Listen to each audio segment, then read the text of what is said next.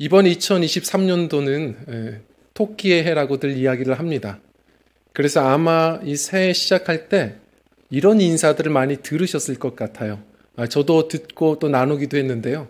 그냥 유쾌하게 이번 한 해 2마리 토끼를 다 잡으시길 바랍니다. 뭐 이렇게 인사들을 우리가 서로 나눴습니다. 물론 듣기는 좋습니다. 근데 사실 2마리 토끼를 잡으려 하면 어떻게 되죠? 1마리도 잡을 수 없는 겁니다. 사람은 그렇습니다. 2가지를 함께 다 이룰 수가 없습니다. 그리고 또 2마리 토끼를 잡으려고 애쓰다 보면 3마리가 나타나면 3마리, 4마리, 5마리를 자꾸 쫓게 되는 끝도 없는 욕심이 우리에게 있거든요.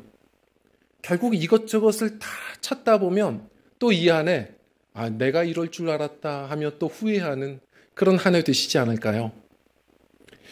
예전에 게리 켈러라고 하는 이 비즈니스 전문가가 유명한 한 책을 써냈죠. 그게 바로 이제 원싱입니다. 단 하나, 우리가 이 한 가지를 빨리 찾아야 된다라고 이야기들을 계속 해왔던 것이죠. 무언가를 우리가 성취하려면 뭘 자꾸 얻으려고 하지 말고 다 줄여서 한 가지를 빨리 발견해야 된다라고 얘기하는 겁니다. 정말 이루어야 되는 그 중요한 것, 내 인생의 가장 중요한 것, 회사라면 그 회사가 가장 중요하게 여기는 그 한 가지, 그 첫 번째 도미노 핀을 발견해서 최선의 힘을 다하면 다른 것도 무너지는 것이지, 이것저것 너무 많은 일들을 우리가 꿈꾸고 계획하다 보면 아무 일도 이룰 수 없다라고 얘기하는 거죠. 복잡한 세상을 이기는 힘은 단순합니다. 이 얘기를 계속합니다. 사실 이 얘기는 새로운 얘기는 아닙니다. 예를 들어서 무슨 생텍쥐베리, 어린 왕자의 생텍쥐베리도 뭐라고 했냐면, 완벽함이라는 것은 자꾸 뭘 얻는 게 아니라 더 이상 뺄 것 없는 상태, 계속 빼서 남는 그 상태를 얘기하는 거다. 노자라는 사람도 그랬잖아요. 학문의 길은 얻는 것이지만 도의 길은 하루하루 계속 덜어내는 것이다. 우리도 압니다. 근데 그게 쉽지가 않습니다. 그런데 그러셔야 됩니다. 우리가 좀 쉽게 얘기를 해보죠. 우리가 아는 흔히 유명한 사람들, 세상적으로 성공한 사람들도 보면 저마다의 원싱이 있습니다. 예를 들어서요, 우리가 다 알 법한 분들, 예를 들어 스타벅스의 하워드 슐츠, 이 창업자, 세계적인 커피 브랜드를 이제 창업하고 나름의 유명세를 갖게 되었죠. 자, 그런데 이분이 이번 해에 다시 새롭게 스타벅스의 대표 자리에 오른다, 복귀한다라는 얘기가 있어서 지금 또 많은 관심들, 이야기들이 있습니다. 왜 관심이 있냐면, 이분이 예전에 2번째 복귀했을 때, 대표 자리 복귀했을 때, 그때가 한 2008년도인가 하는데요. 그때 큰 성과를 올리죠. 이분이 전체 매장들을 하나하나 돌아보다가 뭘 발견했냐면, 스타벅스 매장은 점점 늘어나긴 하는데 위기감이 오더라는 겁니다. 자꾸 곳곳에 빵 냄새가 커피 냄새보다 더 많이 나고, 샌드위치 만드는데 훨씬 더 에너지를 많이 소비하고, 이런저런 제품들, 홍보들 하느라 결국 많은 걸 잃어버렸다. 큰 위기가 오겠다 싶어서 이분이 그때 했던 일이 7,000개 넘는 매장들의 문을 다 닫아버리고 바리스타 전원 재교육을 시키죠. 우리가 붙들어야 되는 것은 본질, 커피다. 이거에서 승부하지 못하면 우린 결국 위기를 맞이할 것이다. 결국 그래서 재도약을 했던 그런 기록들이 있습니다. 미친 듯이 심플리라는 책에 보면 또 우리가 아는 유명한 인물이 나오죠. 바로 이 애플사의 스티브 잡스입니다. 켄 시걸리라는 사람이 같이 일하면서 이 사람을 계속 관찰하고 썼던 이야기예요. 뭐라고 얘기하죠? 스티브 잡스가 발명했던 것은 무슨 아이패드, 뭐 그것도 대단하지만 훨씬 더 대단한 발명은 무엇이었냐면 단순함의 가치를 발명한 것이다. 스티브 잡스는 항상 회의를 할 때에도 너무 프레젠테이션이 거창하고 길면 더 단순하게 해. 예를 들어서 뭔가 제품이 나오면 디자인도 더 단순하게 해. 시스템도 더 단순하게 해. 항상 단순함에 채찍이 날라왔다고 이야기합니다. 이분 스스로가 삶을 그렇게 살았습니다. 단순하지 않으면 너무 많은 걸 가지면 결국 중요한 걸 놓친다는 거예요. 그래서 이분은 온갖 창의적인 생각을 하려고 다른 모든 고민하는 생각들을 줄여버렸습니다. 그 중에 하나가 뭐였습니까? 옷을 이제 항상 어느 순간부터 까만 폴라티, 바로 이 터들넥만 입어요. 물론 이 까만색 폴라티가 많을 겁니다. 그걸 매 순간 똑같이 입어요. 왜 그러냐 물었더니 옷 고르는 고민과 스트레스 시간마저 자기는 오히려 연구하는 데 집중하겠다. 멋있는 사람이에요. 제가 이 이야기 듣고서 너무 또 멋있어서 저도 그래서 폴라티를 또 즐겨 입게 됐고, 나름 저 금요일에는 그래도 금요 차례 때는 목사님 폴라티 입으시네. 제가 그래서 그랬던 겁니다. 그런데 이게 어줍지 않게 따라하면 안 됩니다. 왜냐하면 제가 금요일마다 폴라티를 입을 때 아침에 뭘 하냐면 오늘은 회색 폴라티를 입을까 검은색 폴라티를 입을까 이거 고민하다가 또 스트레스를 받아요. 폴라티가 중요한 게 아니고 단순함입니다. 중요한 것 한 가지, 그걸 붙드는 것이 우리의 승부처라는 것이죠. 많은 물이 역사를 이루는 게 아니라 한 곳에 떨어진 물방울이 돌을 뚫고, 많은 빛이 역사를 일으킨 게 아니라 한 곳에 모인 빛이 불을 내게 됩니다. 성도님들, 우리 성도님들의 원싱은 뭡니까? 우리 신앙생활에 하나 붙들어야 되는 그 원싱이 있다면 뭐라고 얘기하시겠습니까? 오늘부터 그것을 나눌 겁니다. 우리가 신앙생활할 때 무엇을 하나 붙들어야 되는지, 교회는 어떤 걸 붙들어야 되는지, 그걸 하나하나 말씀을 통해 좀 생각해 보려고 합니다. 다음 주에는 빌립보서 3장 말씀을 가지고 바울의 원싱을 나눌 겁니다. 우리가 늘 행동해야 할 한 가지예요. 그리고 그 다음 세 번째 주에는 다윗의 원싱을 나눌 겁니다. 시편 27편 말씀, 우리가 늘 기도해야 되고 구해야 되는 한 가지입니다. 자, 오늘은 한 소경의 고백이었죠. 내가 아는 한 가지, 혹시 아직 모르신다면 알아야 하는 한 가지, 우리가 꼭 붙들어야 되는 그 한 가지를 함께 나눠보려고 합니다. 오늘 내가 한 가지를 안다라고 선포한 사람이 있습니다. 이 사람이 어떤 사람인지 오늘 9장 말씀 이렇게 등장하고 있습니다. 우리 한번 좀 읽어보겠습니다. 시작. 예수께서 길을 가실 때에 날 때부터 맹인된 사람을 보신지라. 제자들이 물어 이르되 라삐여, 이 사람이 맹인으로 난 것이 누구의 죄로 인함이니까? 자기니까? 그의 부모니까? 아멘. 자, 예수님이 길을 가시는데 한 맹인을 만나신 겁니다. 그는 날 때부터 맹인이었다라고 말합니다. 맹인, 얼마나 답답할까요? 삶이 얼마나 암담하겠습니까? 예전에 그 헬렌 켈러가 그런 이야기를 했었죠. 앞을 보지 못하고 평생 살아오셨는데 이분이 뭐라고 했냐면 글을 한번 쓰지 않았습니까? 참 감동이 되는 글이었어요. 내가 3일 동안만 볼 수 있다면, 3일 동안 볼 수 있다면 자기는 무엇을 볼 것인가? 뭐라고 썼을 것 같으세요? 저는 그걸 읽다가 감동이 되더라고요. 첫째 날은 내가 눈을 떠서 보인다면 가장 먼저 날 가르쳐 주신 설리반 선생님의 얼굴을 뵙고 인사하고, 그리고 곧장 산으로 올라가서 하나님이 만드신 대자연, 하나님의 솜씨를 마음껏 보고 싶다.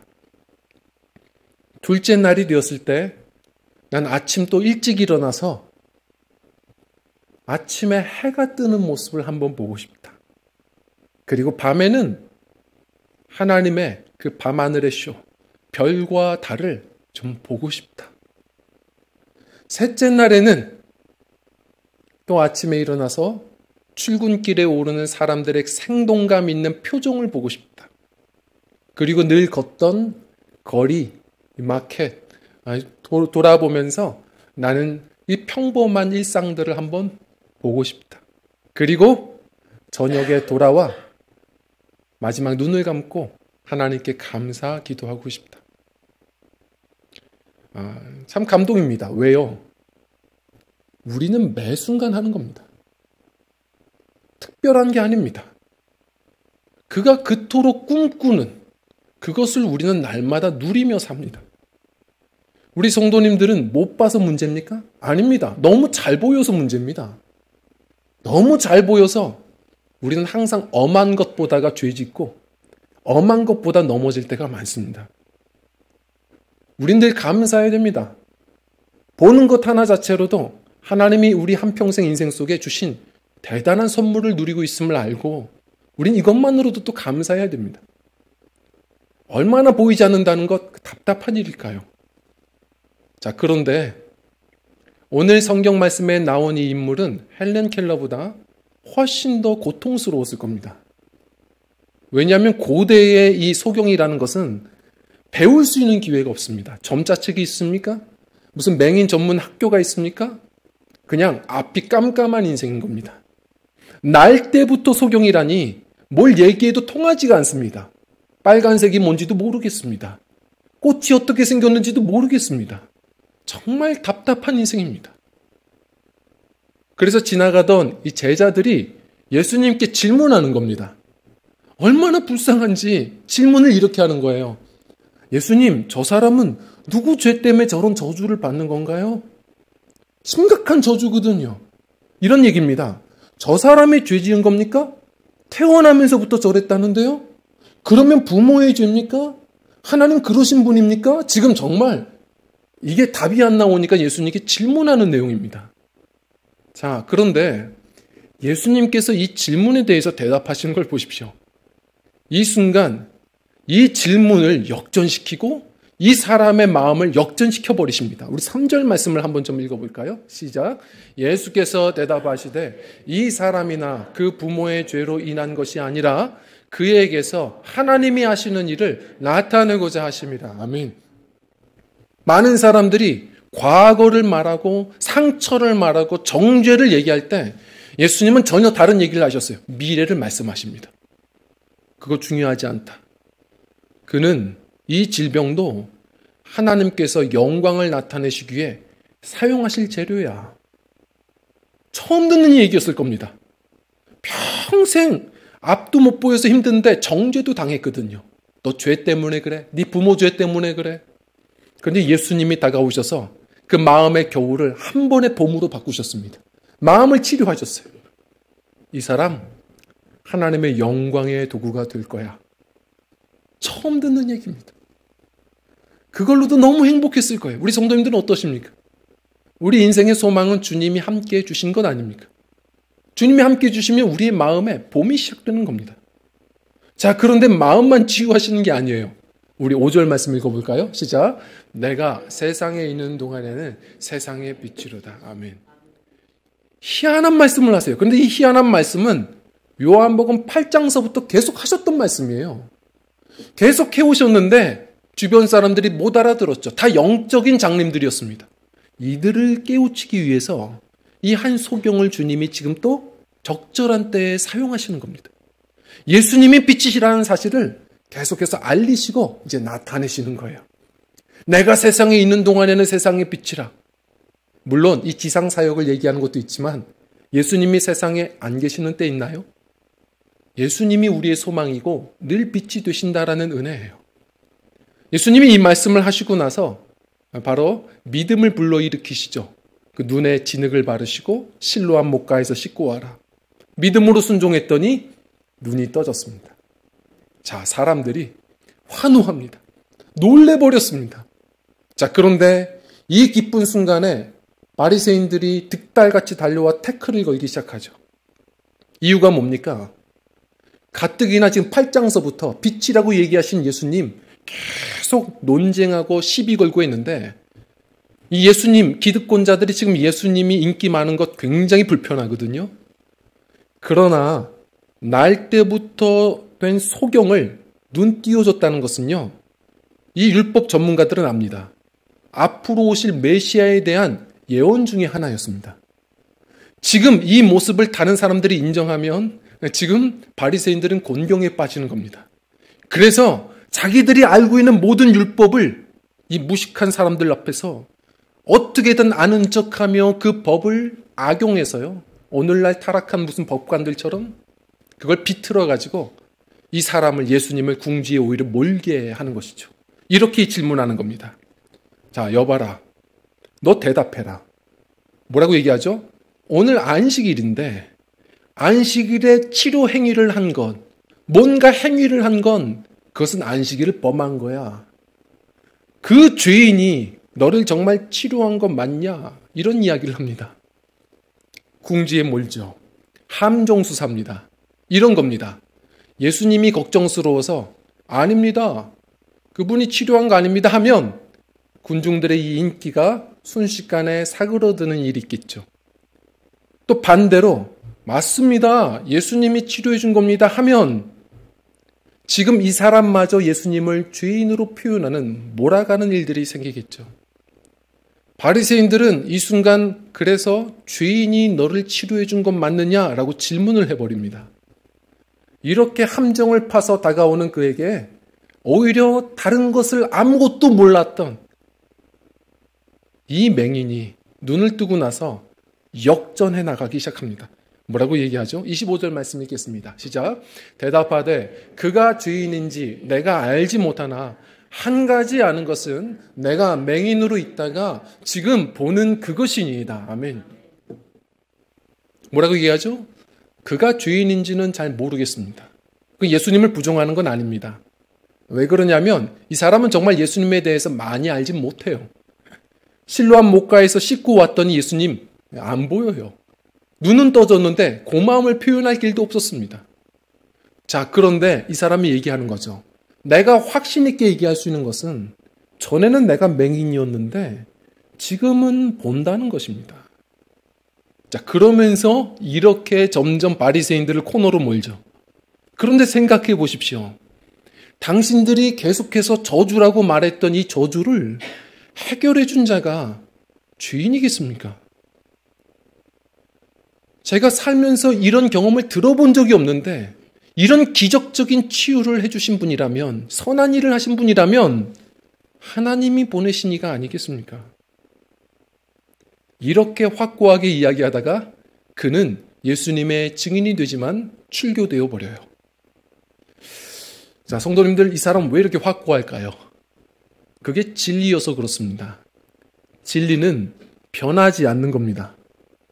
변하지 않는 그것은 어떤 거짓이 난무하고 여러 위협이 있어도 강력한 힘이 있는 겁니다. 성도님들, 그 사람은 예수님에 대해서 많은 것을 알지 못했습니다. 그러나 이것만으로도 우선 충분했습니다. 진짜니까요. 예수님을 만난 그 만남이었으니까요. 나중에 이후에 존 뉴턴이라고 하는 흑인 노예선을 운전했던 사람이 하나님께 회개하고 돌아와서 수도사의 길을 걷죠. 그러면서 찬양 가사를 썼던 게 뭔지 아세요? 나 같은 죄인 살리시. 나 같은 죄인 살리신 주의 놀라와 에브리바디 잃었던 생명 찾아. 그 다음 뭐죠? 광명을 얻었네. 다 불러도 우리에게 은혜가 되고 눈물 나는 이 찬양. 그 원어 가사가 뭡니까? 전에는 내가 맹인이었으나 이제는 내가 봅니다. 나중에 이 수도사가 치매에 걸려서 제자들이 찾아올 때 정신이 들 때마다 이렇게 얘기했다고 하죠. 괜찮아. 나는 한 가지는 안다. 내가 전에는 죄인이었으나 이제는 예수 그리스도의 은혜로 구원받았다는 사실이지. 성도님들, 우리는 예수님에 대해서 많은 것을 모를 수 있습니다. 그러나 이미 경험한 우리 성도님들이 굳건히 서야 되는 진리가 있습니다.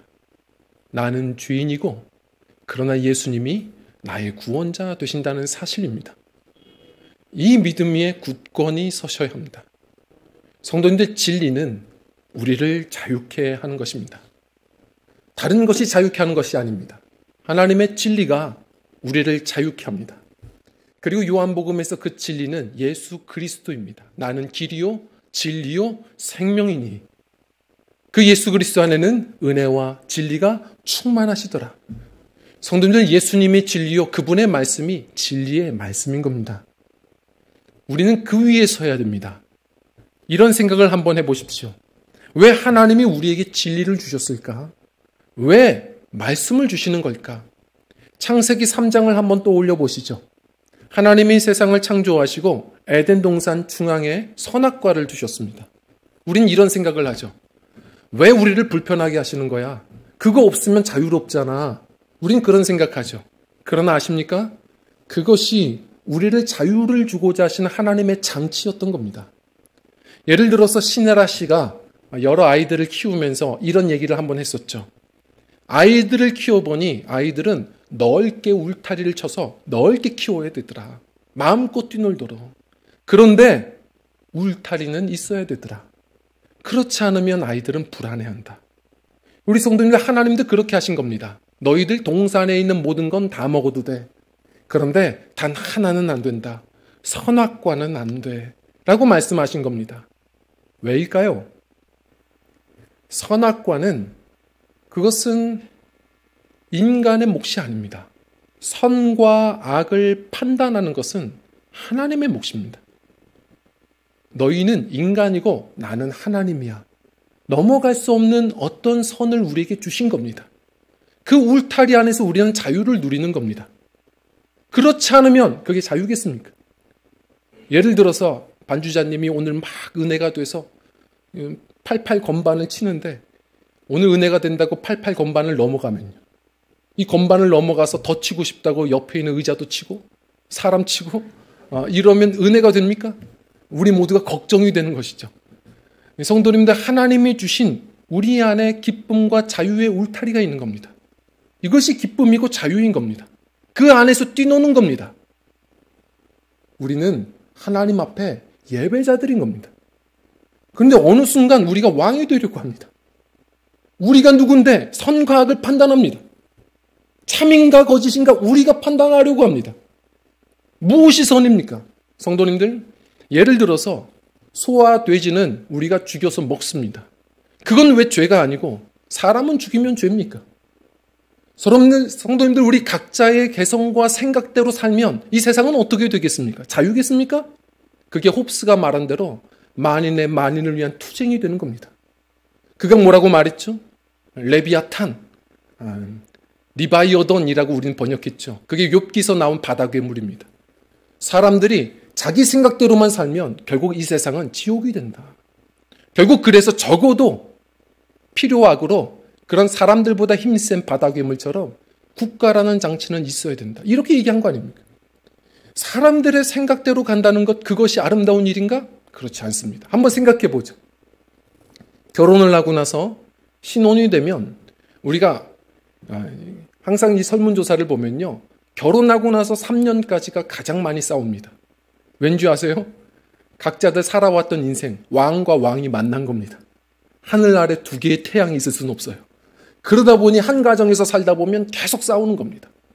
근데 시간이 지나 보면 나도 왕도 아니고 너도 왕 아니고 서로를 불쌍히 여기는 마음이 오기 시작하면 평화가 오기 시작하죠. 우리 하나님 앞에서도 마찬가지입니다. 예전에 영화를 보니까 그 대마초를 하는 한 사람이 이런 이야기를 합니다. 몸이 붕 뜨는 것 같다는 겁니다.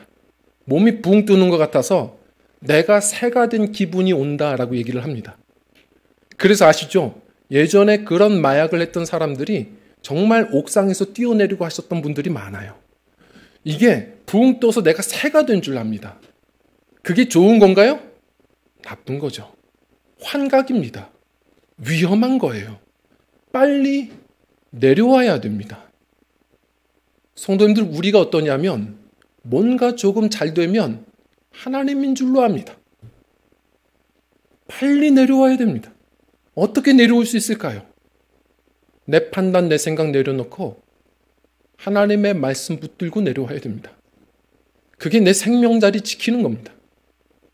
내가 뭐 실패하면 마치 짐승만도 못한 인간처럼 스스로를 느낍니다. 다시 올라오셔야 합니다.